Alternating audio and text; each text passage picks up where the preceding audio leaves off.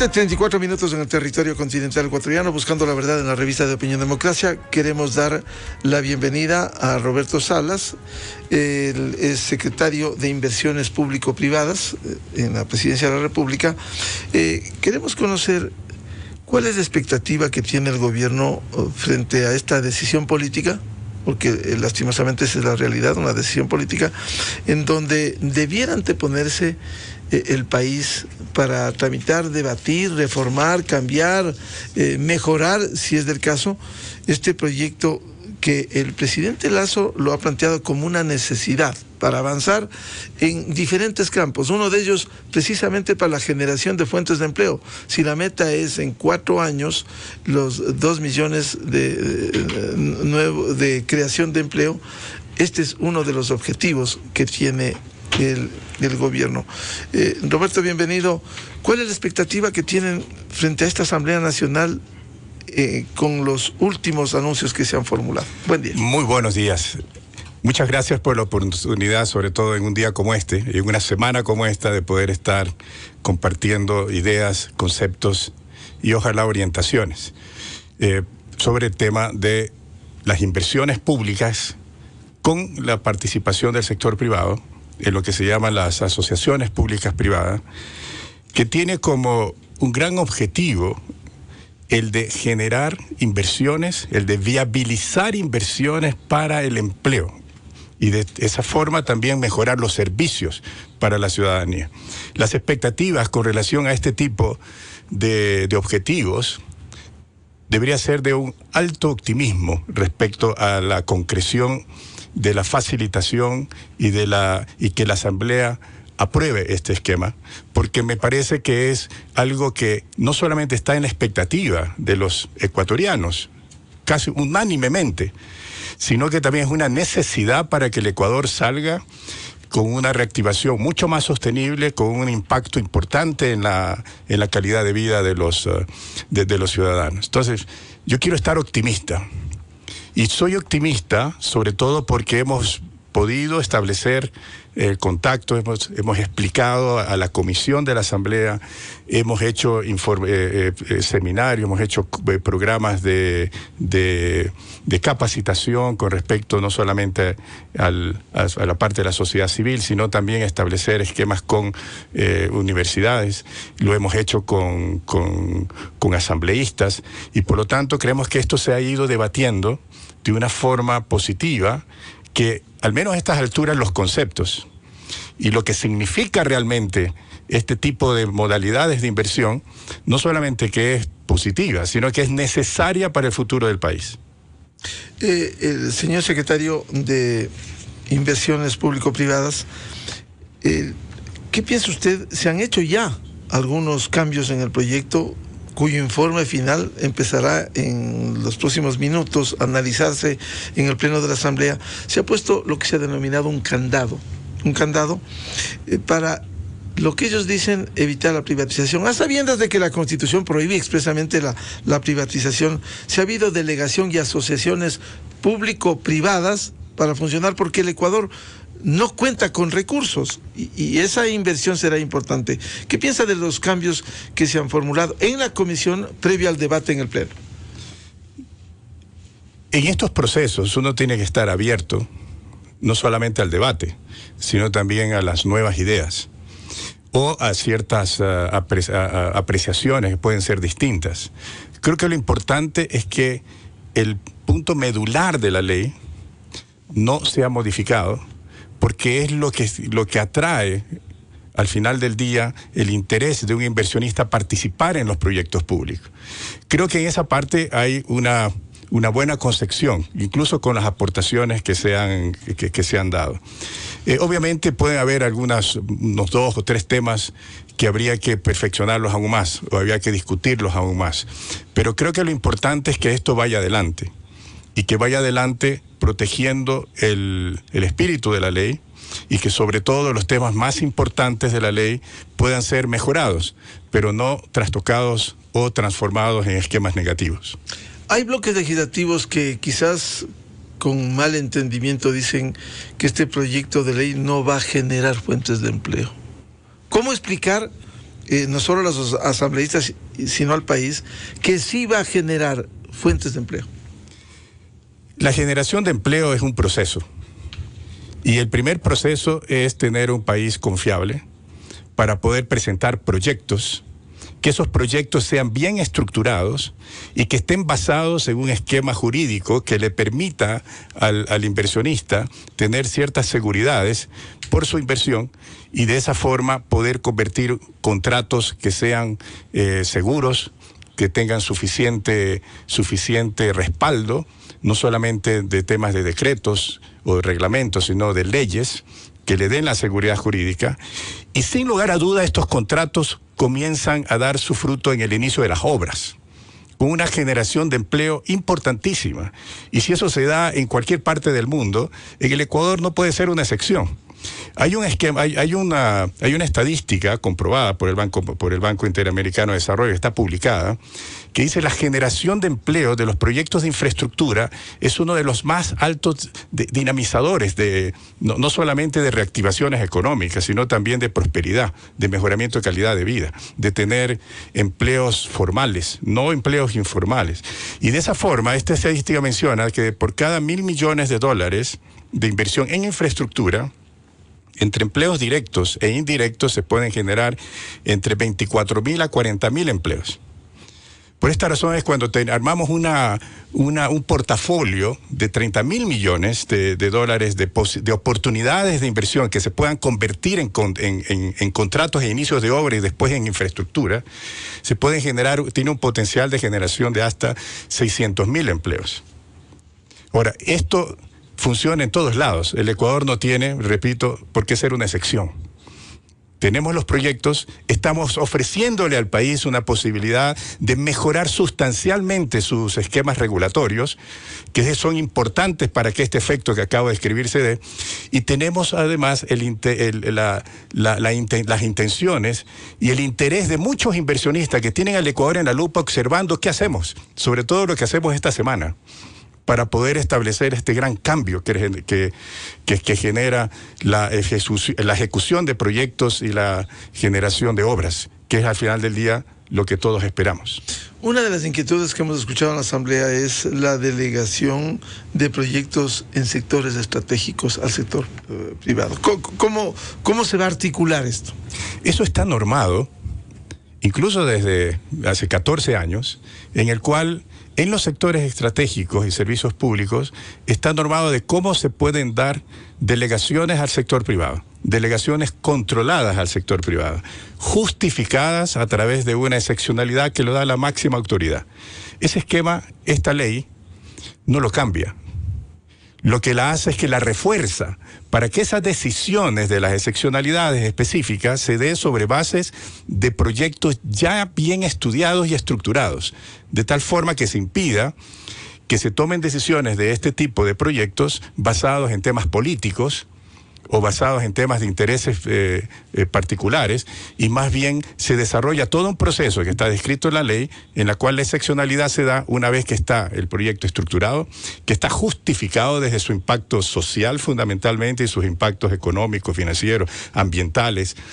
Y una vez que eso está así, se puede declarar la excepcionalidad que está en la Constitución. De tal manera que es una ley que refuerza algo que existe, que fue creado por gobiernos anteriores con una buena intención y que hoy, más que perjudicarla, le da mucho más sustentación en beneficio de las mejores decisiones para el país.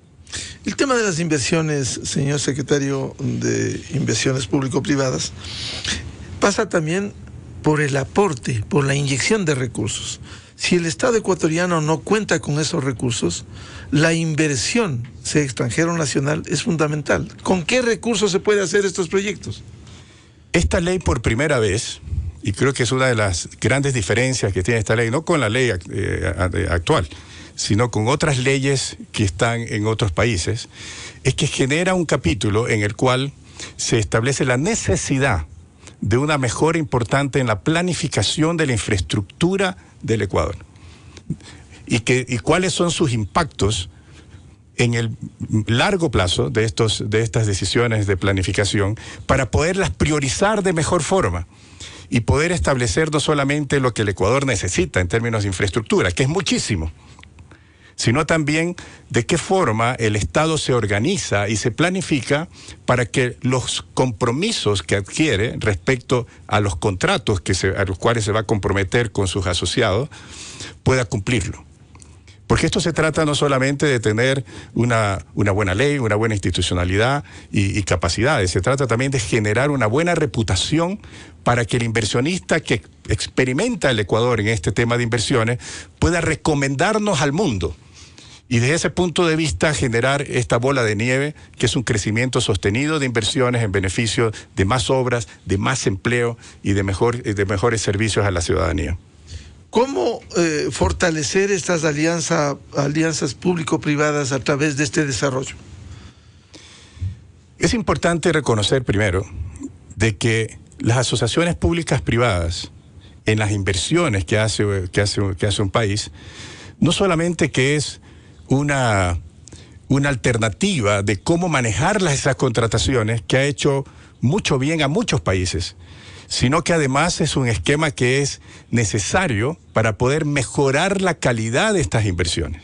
Y la calidad me refiero no solamente a que le permite a un Estado flexibilizar sus opciones de financiamiento para hacer viables las obras, sino que les genera, por los incentivos que se crean en los contratos, obras con mejor cumplimiento de plazos, con menores sobrecostos, y hay estadísticas que lo prueban a nivel mundial, y sobre todo de que se alinean los incentivos para que el mantenimiento de largo plazo de estas infraestructuras se mantenga en estados óptimos y evitar aquellas obras que se inauguran con grandes bombos y platillos y que al cabo, después de 5 o 7 años, el esquema de mantenimiento es paupérrimo y por lo tanto la ciudadanía comienza a sentir obviamente una desconexión con respecto a la calidad de estos activos. Entonces, este empaquetamiento de incentivos entre la construcción, la operación y el mantenimiento permite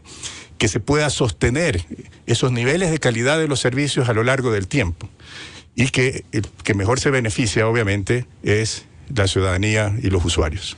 Si uno de los problemas en el Ecuador es el déficit de infraestructura, ¿cómo dar una solución con una mejor planificación y una priorización de los proyectos en nuestro país?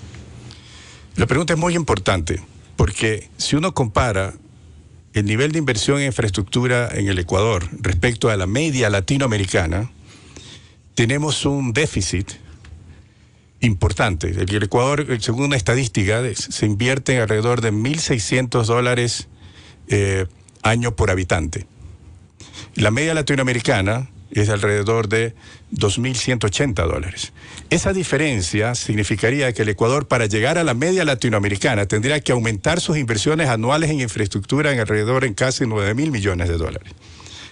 Obviamente el Ecuador no tiene esos recursos, por lo tanto tiene que ser más creativo en términos de cómo financiar e ir cerrando esa brecha para poder establecer con eso una mejor calidad de vida de sus habitantes. Una forma de hacer eso es establecer, primero, una mejor priorización de sus necesidades, de tal forma de que se decidan las infraestructuras a hacer en función de su impacto social y de sus impactos económicos. Y no por esquemas políticos o esquemas de preferencia de ciertos sectores. Tiene que ser algo súper bien estructurado. Y eso es lo que hace la ley y lo que le da esa misión a la Secretaría de Asociaciones Públicas Privadas y Gestión Delegada para que coordine, articule, junto con la Secretaría de Planificación y las otras instituciones del Estado, una mejor priorización.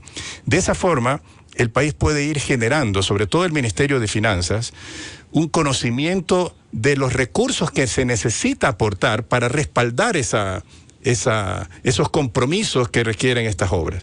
Y con eso ir generando una reputación de seriedad, una reputación de que las cosas se toman no solamente con responsabilidad fiscal, sino también con responsabilidad social con respecto al impacto de estas obras. En el camino de este proceso, la creación de un registro único de las inversiones con gestión delegada podrá mejorar los tiempos y optimizarlos para agilizar, insisto, este tema?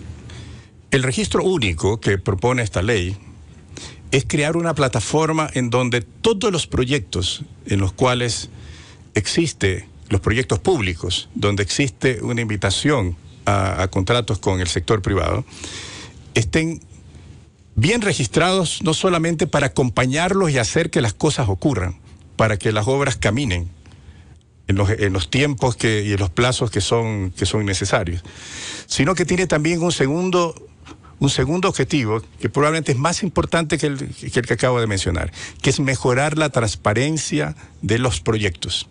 De tal manera que un proyecto público, en donde en todos estos hay procesos de contratación abierta, hay licitaciones, no esté en la gaveta de ningún funcionario, ni de ningún ministerio, sino que sean abiertos para que toda persona pueda tener acceso al conocimiento de los proyectos priorizados y a sus fases en las cuales se están ejecutando, de tal forma de que un inversionista o cualquier otra persona que está apoyando estos proyectos o que simplemente quiere saber o conocer de estos proyectos pueda saber cuándo los proyectos salen a licitación, cuándo los proyectos están pensados ser adjudicados, cuándo estos proyectos ya deben estar en contratos, de tal manera de mejorar la transparencia, el acceso a la información, el uso de esta información para tener procesos más competitivos, tener procesos en los cuales el Estado, antes de tomar una decisión de cuál es la mejor opción, tenga bases de comparación.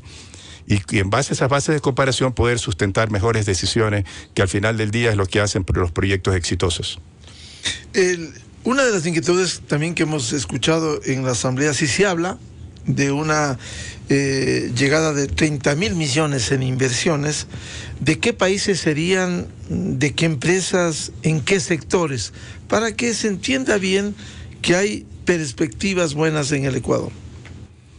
Tanto el presidente de la República, con su gran objetivo de generar un impacto importante en la generación de empleo, de darles oportunidades a los ciudadanos para que puedan mejorar sus condiciones de empleo, la calidad de su empleo, y los que no lo tienen porque puedan tener acceso a se estableció un norte en el cual se consolidó una macro oportunidad de poder establecer un portafolio que suma alrededor de un poco más a estas alturas de 30.000 millones de dólares de proyectos en inversión.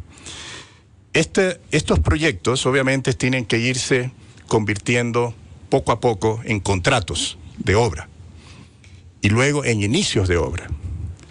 Los sectores que están más cercanos a poder establecer estos resultados es básicamente, yo diría en primer lugar, el esquema de energía, sobre todo por todos los proyectos que están saliendo de transición energética, sobre todo hacia los renovables. Y poder ajustar las energías limpias. Las energías limpias, renovables, unas convencionales como las hidroeléctricas, o las no convencionales, que son otros tipos de nuevas tecnologías que van emergiendo.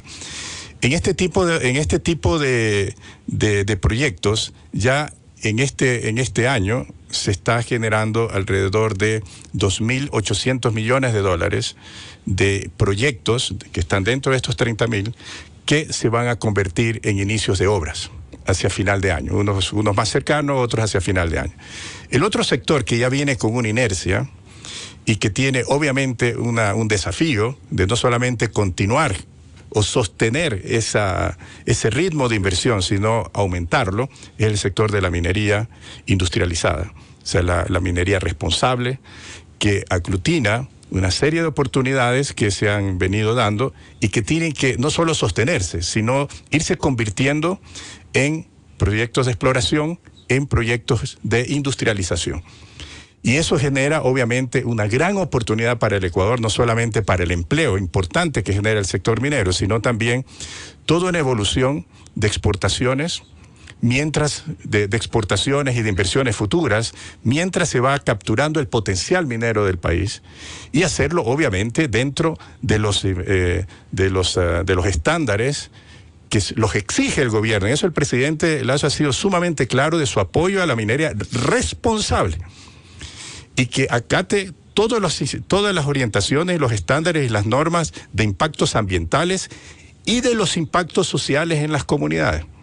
Estos dos sectores, el sector de energía, el sector de minería, son los que están dando, obviamente, más impulso en el corto plazo. El sector de la infraestructura, como el sector de carreteras, el Ministerio de Obras Públicas ha tenido que absorber y resolver una serie de herencias para poder normalizar el esquema de los proyectos que están hoy funcionando. Y al mismo tiempo, y en eso yo puedo dar fe, porque hemos ido trabajando en este esquema juntos con el Ministerio de Transporte y Obras Públicas, en ir estructurando nuevos proyectos, no solamente de viales, sino también los otros proyectos de infraestructura que están ejerciendo, que van a ejercer un gran impacto en el país, en el tema del tren, por ejemplo, el tema del quinto puente del Guayas, que requiere un trabajo de estructuración mucho más fuerte, mucho más sólido del que se heredó, digamos, y por lo tanto tenemos que llevarlo a un mejor esquema. Y el otro sector es el sector de los hidrocarburos. Como sabemos, hay un gran proyecto que se está estableciendo para aumentar sustancialmente la producción de hidrocarburos. No me refiero solamente al tema petróleo, sino también a los proyectos de impulsar en esta transición energética con el gas natural. Estos proyectos se van a ir licitando poco a poco. Este año probablemente hay 2 o 3 proyectos que van a ir saliendo hasta que se logre el nivel que se espera, no solamente en hidrocarburos, sino en todos estos otros sectores en los cuales estamos trabajando para poder llegar. Yo creo que hasta el 2025 va a ser posible de tener todos estos recursos, sobre todo este marco regulatorio que se está proponiendo, de llegar a tener 30.000 millones en contratos firmados y gran cantidad de ellos con inicios de obras ya empezadas y con un impacto obviamente en el empleo para poder aportar a estos 2 millones de la promesa de gobierno. Una de las cosas que se ha reclamado es puntualmente, más allá del concepto que usted lo ha delineado, don Roberto Salas, ¿qué obras emblemáticas se podrá desarrollar? Por ejemplo, en el sector vial ecuatoriano, en el sector de las telecomunicaciones, ¿qué obras emblemáticas? ¿O cómo mejorar incluso el mantenimiento del sistema vial ecuatoriano? Yo creo que empezando por ahí. Yo creo que el déficit que hay todavía en oportunidades de infraestructura es posible con un buen marco regulatorio como este que estamos ofreciendo, que es muy competitivo con relación a países que han hecho este tipo de inversiones de una forma excepcional, como el caso de Perú, el caso de Colombia, incluso el caso de Chile. Y a propósito, el más alto nivel de crecimiento de las concesiones de Chile se hicieron en gobiernos socialistas. No se hicieron en gobiernos de otras características.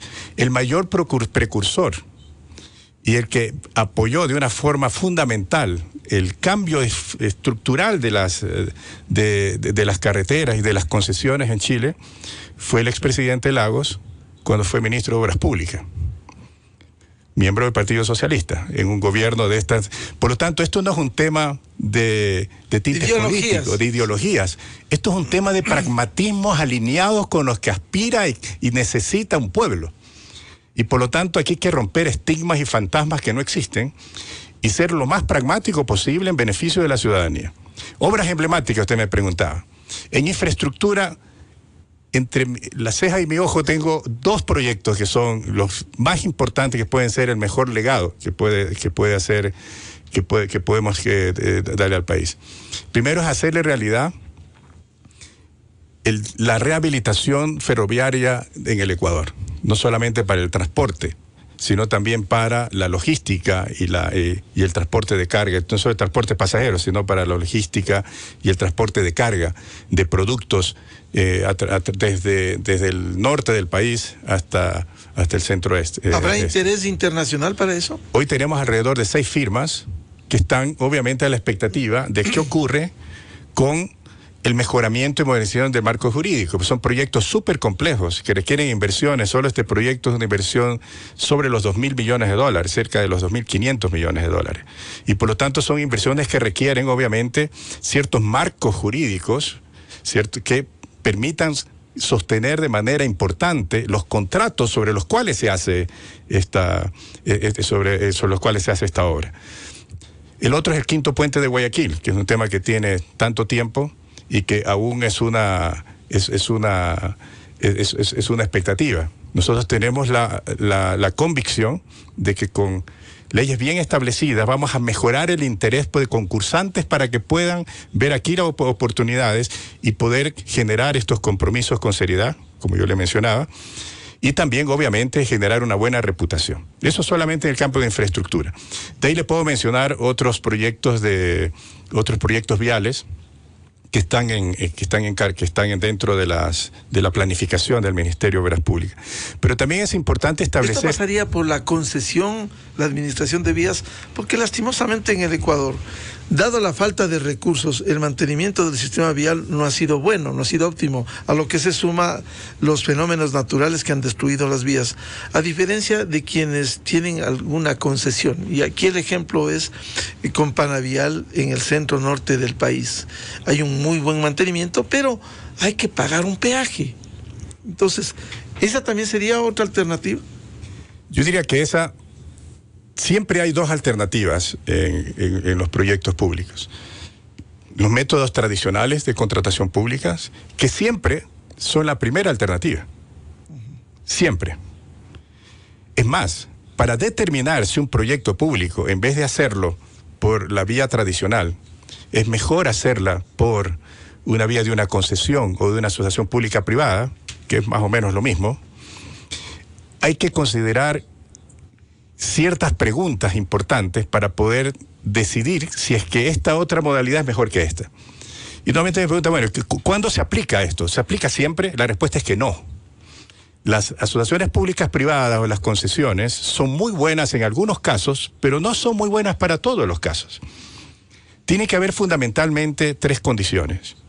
La primera, y lo mencionaba muy bien hace un momento el asambleísta, es cuando un país tiene muchas necesidades, pero tiene muy pocos recursos o capacidad de endeudarse. Por lo tanto, la opción de que pueda flexibilizar ese financiamiento a través de contratos asociativos en donde otro jugador, en este caso una empresa privada, toma el rol y el riesgo de construir, financiar, operar y mantener una obra, es bueno para el Estado en esas condiciones porque le permite viabilizar obras que si no fuera de esta forma no las haría, sencillamente, y dejaría sin oportunidades no solamente de empleo, sino de mejoramiento de los servicios a los ciudadanos. Entonces, tiene que haber una segunda condición. La segunda condición es que es necesario de que la calidad de estos servicios sea contratable, es decir, que puedan ser especificados de una forma tan precisa en un contrato que el Estado lo pueda después reclamar, supervisar, exigir. Y por lo tanto, mientras lo cumpla, le paga lo que necesita pagarle. Y el tercero es que necesita fuentes de repago, porque estas cosas no son gratis. Si uno invita a un inversionista a que tome el rol de financiar y construir y que haga la inversión inicial porque el Estado no la puede hacer, el Estado tiene que demostrar de que en el largo plazo ese inversionista va a poder pagar sus deudas y a su vez va a poder pagar una retribución razonable para los accionistas que tomaron el riesgo. Un margen de utilidad. Un margen de utilidad, que es razonable. Todo esto siempre es controlable por el Estado. No es que el peaje lo pone el privado, no. Las tarifas y los peajes las pone el Estado, en función de criterios de la capacidad de pago de los usuarios. Criterios técnicos. Y sumamente técnicos. Y yo creo que en eso, obviamente, el Ecuador tiene que mejorar y mejorar mucho. Hay buenos ejemplos y también hay ejemplos muy malos dentro de las concesiones que existen en el Ecuador. Pero hay que aprender de los buenos casos. Y por lo tanto, lo que hay que establecer es, primero, que toda la sociedad, a través de una buena explicación de lo que se necesita esto, que si queremos pasar una infraestructura de alta calidad, tenemos que acostumbrarnos a que esos beneficios puedan ser retribuidos a través de ciertos pagos de tarifas, como fundamentalmente los peajes en las carreteras. Y esos pagos entonces los paga el usuario, no necesariamente no los paga el Estado. Pero muchas veces el nivel de inversión es alto La capacidad de pago es baja, por lo tanto los peajes no se pueden establecer en valores reales, digamos. Entonces el Estado tiene que determinar si está en condiciones o no de poder complementar esos pagos para que se pueda establecer una viabilidad. El otro tema que se ha hablado mucho, y yo creo que de forma incompleta, es de los plazos. Entonces dice, no, pues que aquí se concesiona 30, 40 años y eso es privatizar, porque ya pasan 4 décadas. Eso es un error básico, es un error conceptual.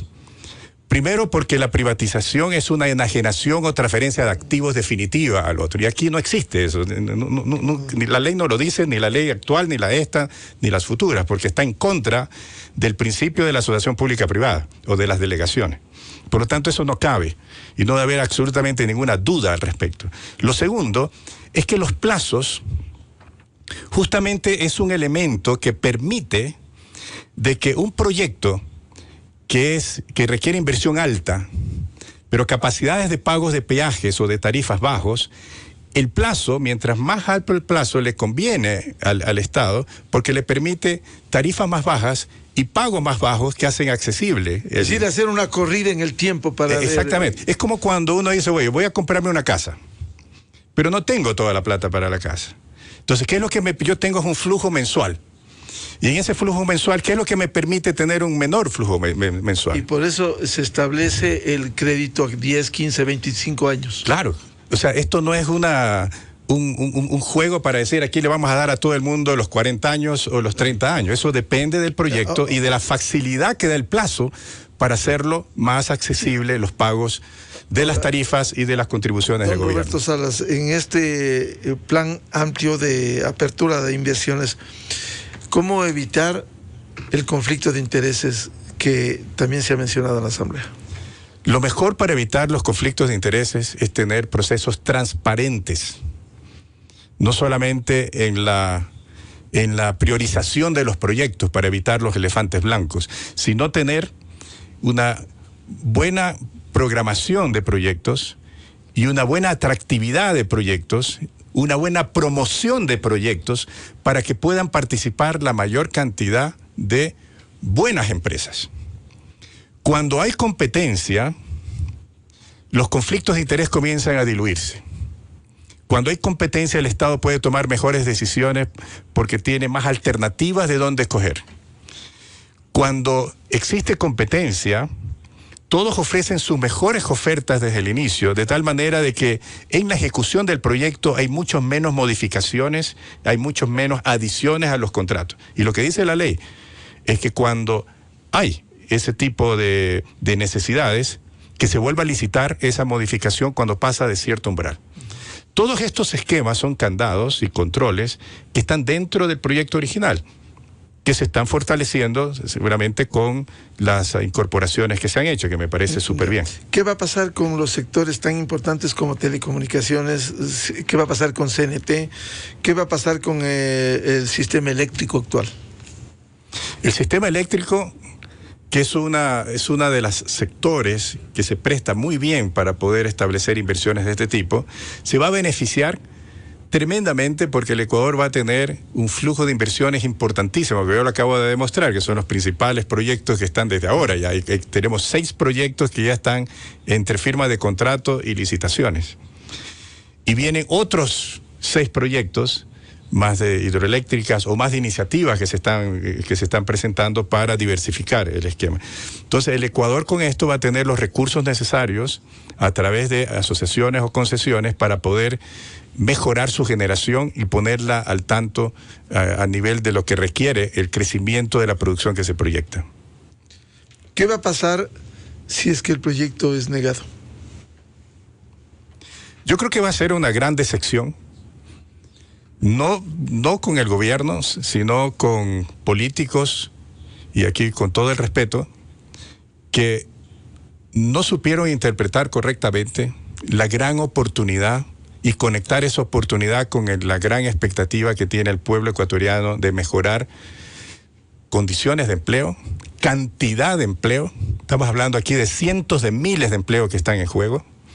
Y por otro lado, lo que generan estas obras, que son los beneficios para para los ciudadanos en temas de los servicios que recibiría. Yo creo que sería darle la espalda a todo un pueblo que clama por oportunidades y que por temas dogmáticos, o no sé cómo más decirlo, temas políticos, de dogmas y fantasmas que no existen, se le niega al país a través de justificaciones, de malas interpretaciones o de malos criterios. Yo quiero hacer una exhortación a la Asamblea en general, también a cada uno de los asambleístas, de que conectemos con el efecto, con el impacto, que complementemos lo que haya que complementar en la ley para que sea lo más robusta y lo más representativa, pero que no le neguemos al pueblo ecuatoriano una gran oportunidad de mejorar su vida.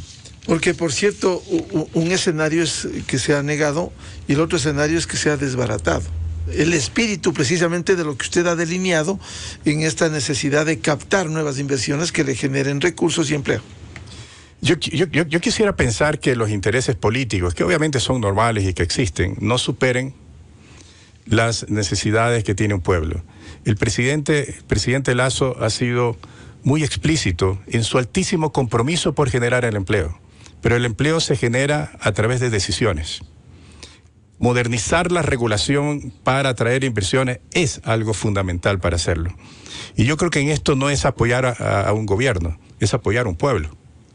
En esto no es apoyar una ley, es apoyar una nueva institucionalidad que genere confianza al mundo, para que el mundo nos ayude a fortalecer nuestras capacidades de inversión y nuestras infraestructuras. Bien, queremos agradecer a la revista de Opinión Democracia a Roberto Salas, secretario de Inversiones Público-Privadas. Muy importante este tema que deberá definirse en las próximas horas, esta semana, en la Asamblea Nacional. Un gusto y ojalá haya un pleno entendimiento de lo que requiere el Ecuador. Hemos hecho todo el esfuerzo para eso. Siempre se puede hacer más. Uno nunca queda tan satisfechos, pero sí creo... El proyecto se puede mejorar, pero no desbaratarlo y peor negarlo. Exactamente. Y eso es lo que buscamos todos, es que darle bien a nuestro pueblo, darle las oportunidades. Y no solamente porque los ciudadanos, los ecuatorianos lo merecen, sino porque las oportunidades las tenemos. Muchas gracias a Roberto Salas aquí en la revista de Opinión Democracia, 8 de la mañana con 11 minutos. Vamos a hacer una pausa publicitaria y tenemos previsto un debate sobre las exigencias y las regulaciones del taxismo en Quito. ¿En qué estamos? Porque ha habido protestas durante las últimas horas. Miguel Rivadeneira en la revista de Opinión Democracia. Inicio de espacio promocional y publicitario. El Dorado Restaurante, cocina peruana e internacional creada por el chef Ovidio Gabela.